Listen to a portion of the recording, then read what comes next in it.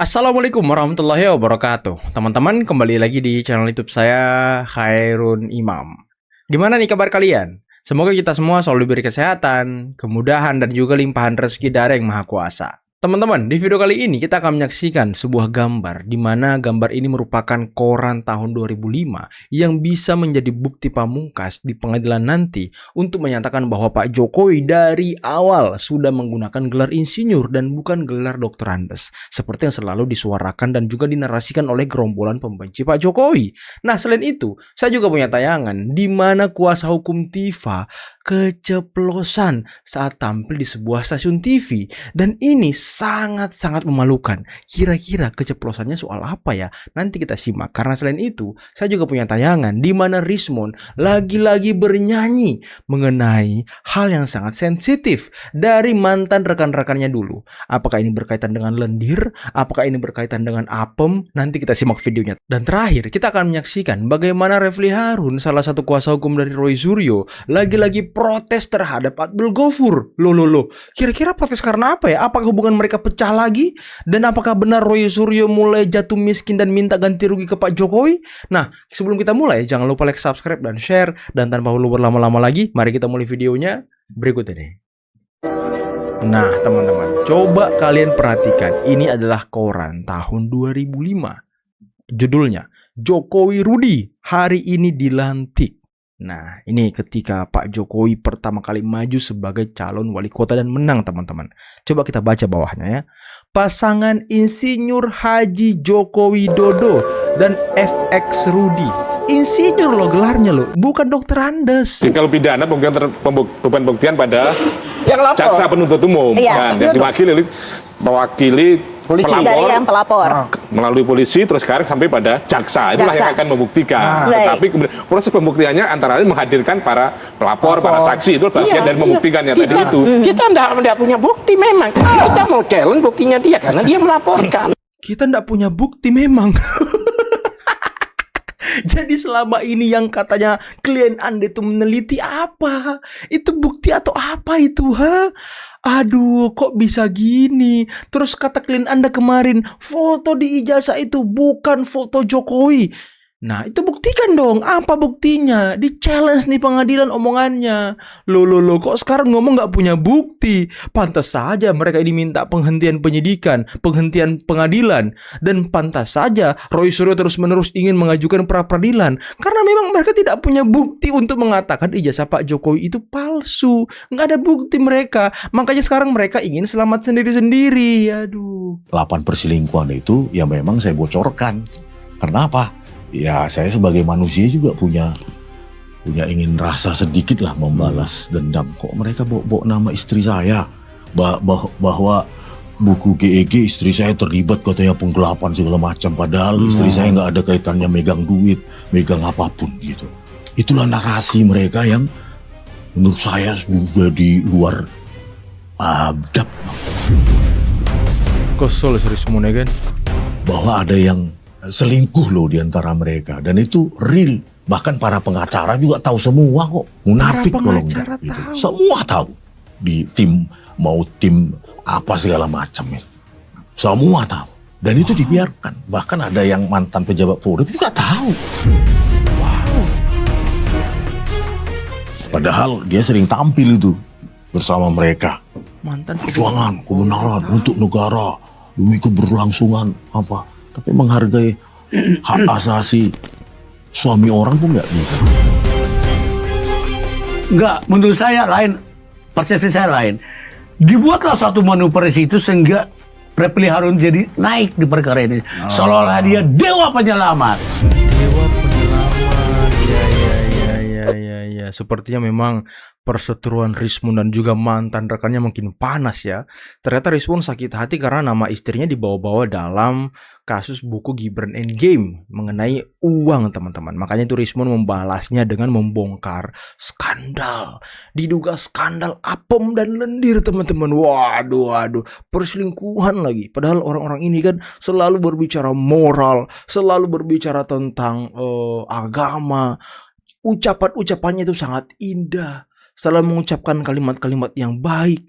Tapi ternyata di belakang itu semua ngeri kali. Waduh, Mon. Tapi yang 20 pasangan itu mana, Mon? Belum dibongkar. Ini kita menunggu nih 20 pasang nih. Itu bertentangan dengan kelakuan Roy yang telah berani, saya ulangi lagi, berani dengan terang-terangan ngomong di setiap podcast, di medsos dan segala macam itu.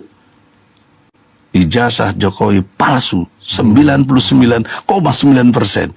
Wah, itu kan dahsyat, Bos. Nah, pertanyaan seriusnya, Itu dahsyat itu. jika itu palsu, Dengan keyakinan sebesar itu.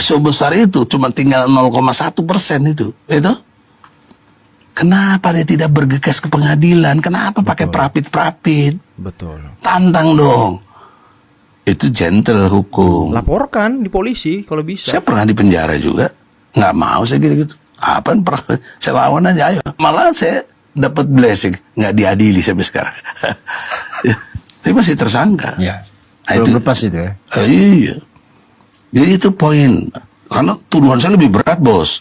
Makar. Waktu itu saya liriknya makar apa? Makaroni apa makan roti bakar? Makaron. Makar. Iya. Gara-gara ngomong people power aja, Bos. Iya. Makar. Sanksinya itu hukuman mati loh. Setidaknya seumur hidup.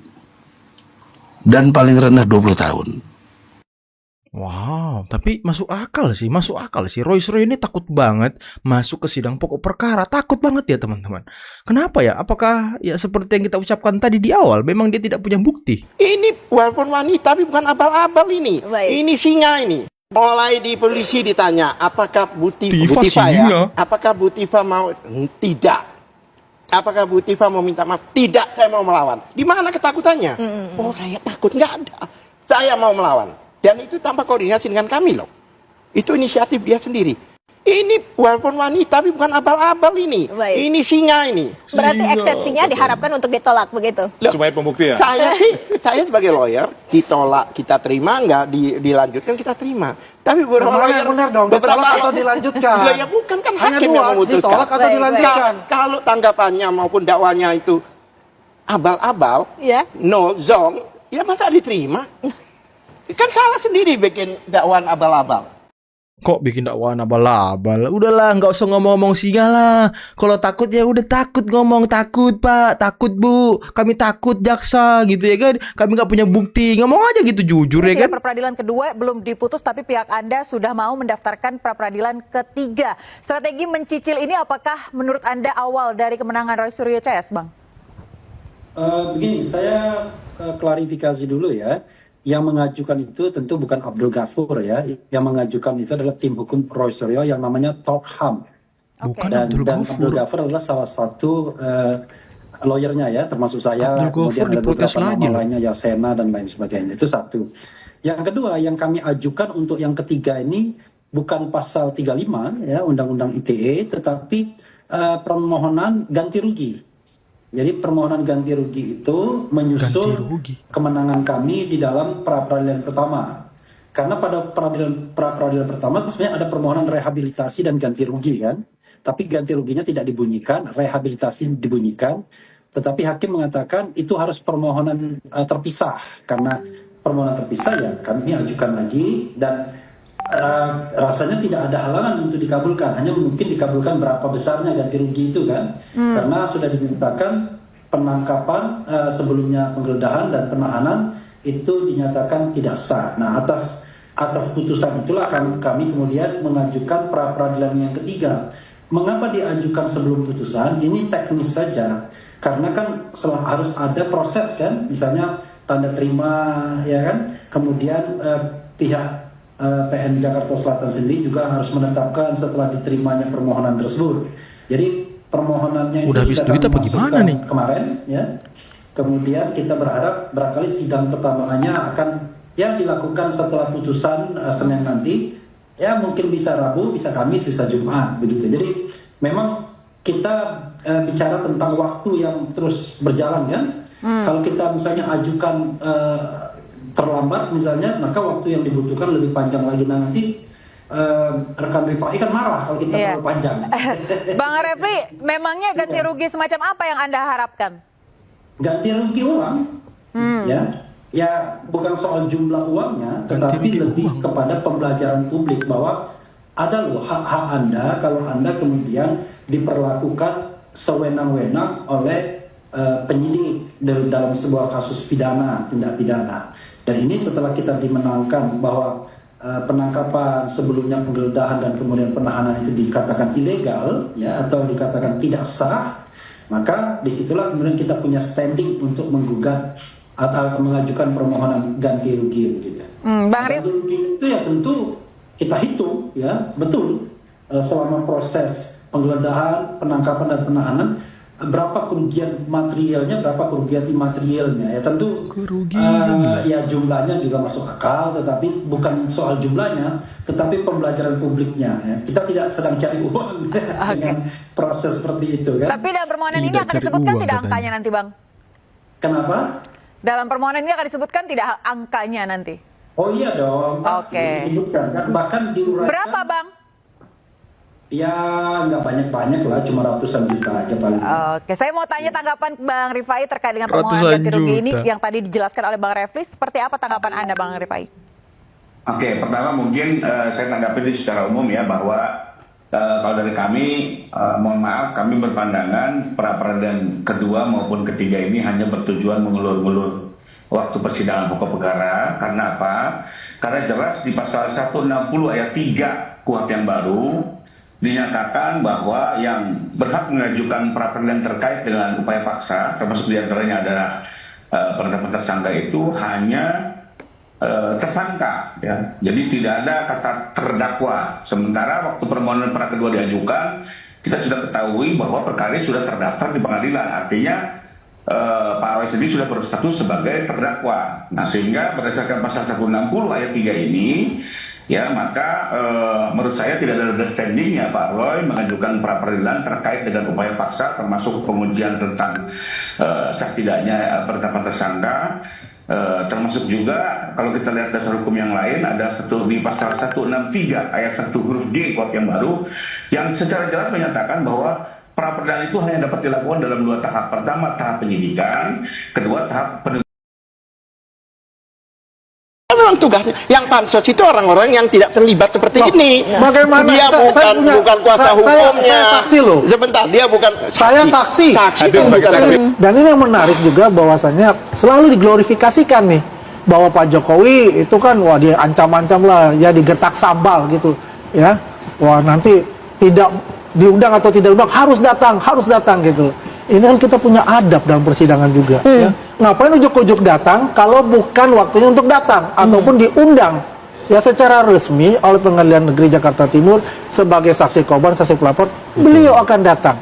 Dan beliau selalu katakan juga kan akan membawa ijazah beliau dari SD, SMP, yang SMA dan S1 kan ada di sebagai barang bukti untuk itu. Dia akan buka itu semua dan dia tidak akan takut. Beliau itu tidak akan takut Pak Jokowi untuk itu. Ya. Kalau misalnya penasihat hukum dari Dr. Tifa yang sangat antusias ya untuk ini akan ya biasa pansos ya kan ini kan kasus besar gitu bisa menaikkan ratingnya dia juga pansos, kan begitu ya kita siap ya Pak Jokowi juga siap JPU juga siap karena JPU yang dipilih terbaik untuk memimpin sidang itu. Baik, Bang Alkatiri ini mengharapkan agar Pak Jokowi hadir dalam persidangan atau tidak? Dulu. Kita ini memang kewajiban kita bukan pansos. Kita itu memang di polisi baru jaksa pansos, polisi pansos. Ratingnya naik, ratingnya naik lah. Iya. Itu lah pansos. Iya bukan pansos, kita memang tugasnya. Yang pansos itu orang-orang yang tidak terlibat seperti ini. Bagaimana? Dia bukan kuasa hukumnya. Saya saksi loh. Sebentar, dia bukan. Saya saksi. Saksi kan bukan terlibat. Saksi saya. Iya, saksi barangkali Anda yang tersultir oleh itu yang tidak dihadirkan. Itu mungkin termasuk Anda. Yang jelas kita ini ada legal standing sebagai saksi. Cuma 99. Mungkin Anda termasuk yang tersolter itu. Mungkin kan. Yang menarik kan beliau. Yang menarik kalau kita dibilang pansos ini orang yang nggak terlibat. Karena kami dan Bapak untuk turun lagi.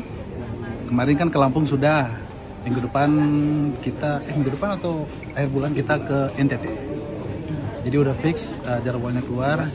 Bapak akan mulai berikutnya di Kupang untuk NTT berapa titik? Mungkin yang kemarin kan 3 hari di Lampung, mungkin Ya. di NTT berapa hari? Teknisnya masih diatur. Jadi kesepakatan jadwal itu baru keluar semalam. Wow, Makanya akan ke NTT lagi Pak Jokowi kan? masih masalah teknisnya kan masih ada waktu lah. Nah, yang pasti lebih dari 1 titik, ya kan? Karena ya Bapak udah pasti udah tahu, semua udah tahu di timur sana suaranya Bapak sangat bagus, Sangat Bapak luar sangat biasa. bagus, dan juga undangan-undangan dari masyarakat banyak sekali. Jadi kita harus pilih nih yang mana undangan dari PSI ada, undangan dari masyarakat juga ada. Kejutan. Ya lihat aja nanti, mungkin seperti kemarin kali ya. Yang ada kerbaunya tapi dianggap lain. Berapa hari? Maksudnya tanggal berapa? Tanggal berapa? Akhir bulan. Akhir bulan. Akhir bulan. Akhir bulan Juli. Ya. Berikutnya kita hal yang penting kita bahas tadi bertiga mengenai bola, perbolaan Indonesia. Memang kami membutuhkan nasihat dari beliau dan arahan-arahan yang pastinya dunia perbolaan di Indonesia ini perlu kita reformasi dan membawa lebih mantap lagi ke depan. Apa mungkin yang disampaikan Bapak terkait sepak bola Indonesia? Harus bisa dijadikan industri di mana bukan masyarakat itu bukan sekedar menjadi penonton, tapi bisa menjadi andil juga di dunia tersebut, bisa menjadi manfaat. Contohnya UMKM yang bisa ikutan ada di event bola juga. Waduh, keren banget teman-teman ya. Pak Jokowi kembali akan turun ke NTT, Nusa Tenggara Timur, tempat di mana memang pendukung Pak Jokowi ini sangat luar biasa. Kalau nggak salah ada patung Pak Jokowi kan yang dibangun di NTT. Ini kan, wah, saya nggak ngebayangkan bagaimana euforia, bagaimana crowdednya masyarakat ketika Pak Jokowi hadir di tengah-tengah mereka. Di Lampung kemarin aja itu sangat luar biasa teman-teman. Rame banget. Ya ada partai sebelah ataupun ada gerombolan pembenci Pak Jokowi yang ngomong katanya sepilah inilah itulah. Waduh, udahlah. Saya sendiri sebagai saksi menyaksikan Pak Jokowi dikerumuni oleh manusia, sulit untuk berjalan, pas pampres sampai kewalahan juga. Dan ya itulah fakta yang terjadi di lapangan. Ya kita lihat saja nanti seperti apa teman-teman. Katanya sih akhir bulan ya kan. Akhir bulan akan ada kunjungan lagi. Dan tadi mengenai kuasa hukum Tifa. Waduh, gimana ini teman-teman. Dia bilang tadi tidak punya bukti loh. Terus selama ini dia mengatakan ijazah Pak Jokowi palsu, itu bukan foto Pak Jokowi. Pokoknya ya hal-hal negatif tentang Pak Jokowi lah. Dia meneliti otak Pak Jokowi lah dan segala macam. Katanya nggak punya bukti loh. Masa ya mereka nggak punya bukti? Sampai-sampai minta bukti sama jaksa penuntut umum. Aduh, jangan gitulah. Jangan menurunkan derajat klien Anda yang statusnya kemarin itu sangat luar biasa. Sebagai peneliti loh. Sebagai peneliti nggak tuh? Aduh, dan tadi kalian sudah baca kan koran tahun 2005 yang dimana gelar Pak Jokowi itu sudah insinyur sejak beliau pertama kali maju sebagai calon wali kota. Terus ada kader partai sebelah yang ngomong tanpa banteng. Weh, Pak Jokowi nggak ada apa-apanya karena bantenglah yang menjadikan Pak Jokowi terpilih sebagai wali kota, gubernur, dan juga presiden. Siapa sih Pak Jokowi dulu? Kata dia begitu teman-teman. Dengan bangganya. Ya saya hanya mau mengatakan bahwa ya Pak Jokowi kan awalnya bukan dari partai juga. Beliau bukan kader partai. Beliau tidak berproses dari akar rumput partai. Beliau didapuk oleh partai. Ditawarin atau seperti apa, ada obrolan seperti apa, kita nggak tahu. Cuman tanpa pesona dari seseorang, tanpa karisma dari seseorang, ya tidak mungkin partai ujuk-ujuk mau mencalonkan orang tersebut. Nggak mungkin.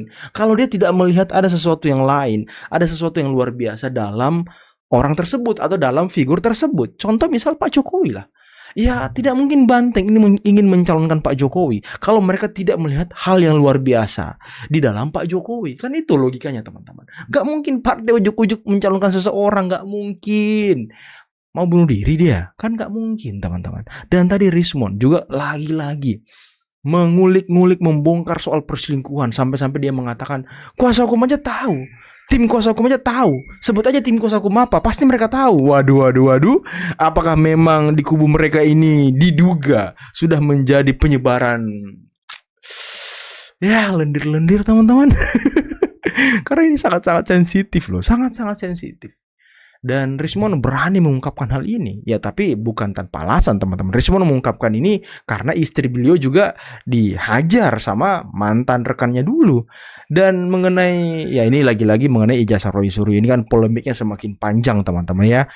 Bukan terkait dengan asli atau palsunya ijazah Roy Suryo, bukan. Cuman mengenai proses dia mendapatkan ijazah itu. Karena ada pasal peraturan rektor yang diduga dilanggar oleh Roy Suryo, dan itu hukumannya berat, DO teman-teman. Dan ini apakah UNJ masih melakukan evaluasi terhadap Roy Suryo atau seperti apa ya? Karena kalau saya lihat kan kalau UNJ sudah memberikan ijazah berarti evaluasinya udah nggak ada dong, karena udah diberikan ijazahnya nih, udah diberikan haknya nih. Kalau memang UNJ mau melakukan evaluasi, ya harusnya jangan diberikan dulu ijazahnya gitu teman-teman. Oke, mungkin cukup sekian dulu video kali ini. Jangan lupa like, subscribe, dan share videonya. Akhir kata, billahi taufiq wal hidayah. Assalamualaikum warahmatullahi wabarakatuh. Bye-bye.